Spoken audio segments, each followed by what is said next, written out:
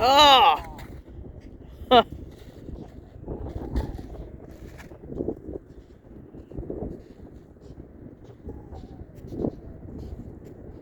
But don't you think, whether it's the change of not having the strings twisted up,